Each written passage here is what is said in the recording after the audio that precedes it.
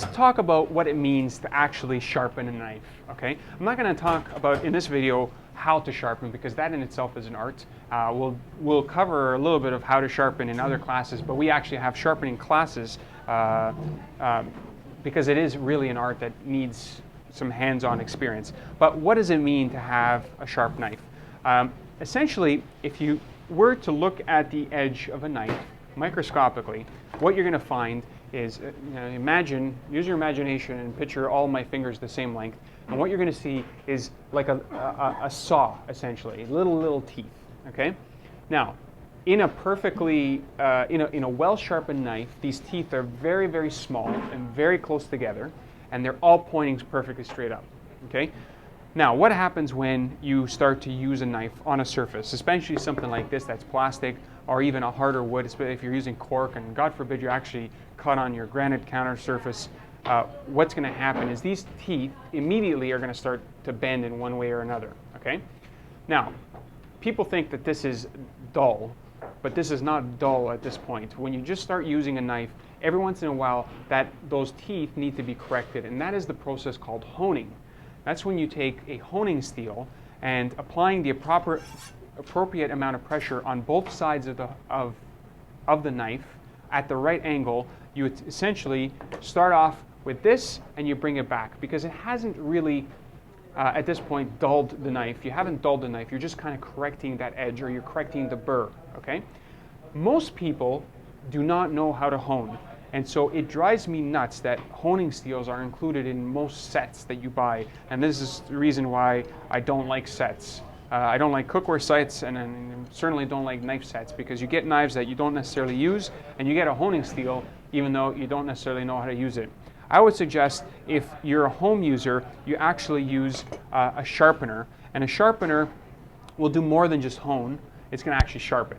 Now, so the process of sharpening is, after you've used the knife considerably, depending on the quality of the knife, that time period will be different. If you're using a higher quality knife with a harder steel, that edge might last for months. If you're using one of lesser quality, it might last for days or weeks, and it all depends on how much you're using it. But essentially what's going to happen is you're going to have teeth that are missing, some that are bent in one direction, some that are bent in another direction. If you're looking at it microscopically, it's a mess. And at that point in time, what you need to do is shave down the steel. You're actually going to be taking away a layer of the steel to get this back, to get this fine saw shape back into the knife. Okay? And that's the process of actually sharpening versus honing. The best way to sharpen is to use a sharpening stone. Now, if you're buying a high quality Japanese knife, if you're going to go out and spend $200 on a high quality Japanese knife, I encourage you to learn how to use high quality Japanese stones. And I say that not all stones are created equally. And the Japanese have beautiful stones. These ones are made by Naniwa. Awesome stones, very, very fine grit.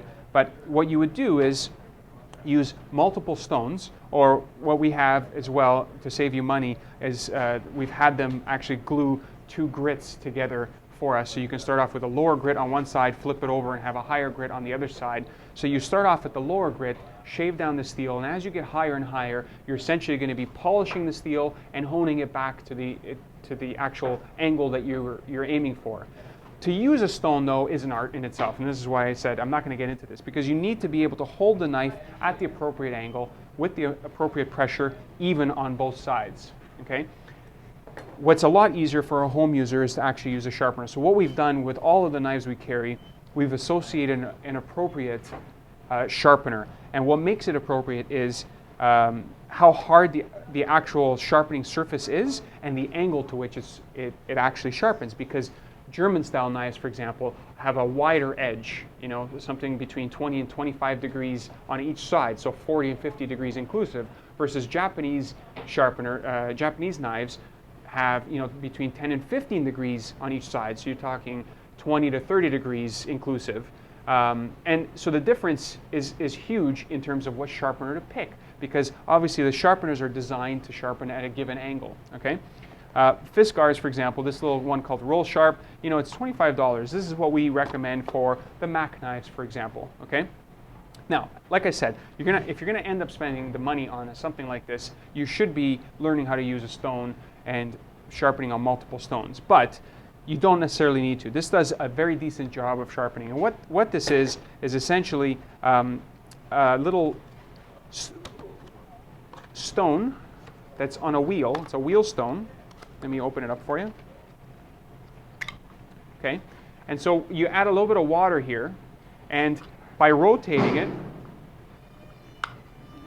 the knife back and forth in it and keeping it straight, that little wheel is turning, but it also is holding the appropriate angle. And you add that water because it's a wet stone. So you don't necessarily need to know how to hone the knife, because the way this is designed is that it's going to keep as long as you're keeping your knife vertical, which is not too difficult to do, you're going to properly sharpen and hone the knife at the same time. And so, this is one.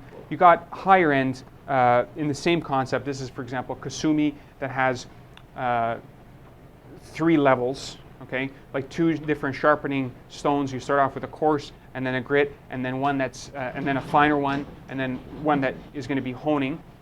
Same concept, just a little bit higher end. What we have here, this is made by Furry, and an Australian company. It's called the Aussie Tech.